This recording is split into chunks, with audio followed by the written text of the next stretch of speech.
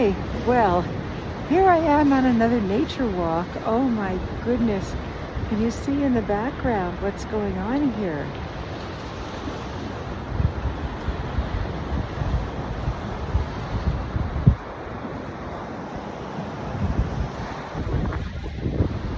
This is our quiet Long Island Sound. Oh my goodness.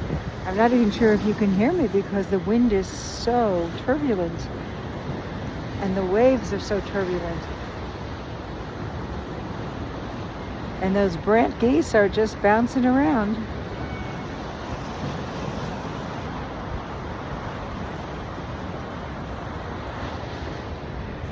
So my inspiration for this walk today is when you can, bundle up, go out into nature when it's fierce, and just let everything go and be quiet within yourselves so that you can really feel the power and the beauty of nature in this kind of an extreme situation. And know that you'll get through it. Thanks for joining me. I'll see you on my next Nature Walk Talk. Bye.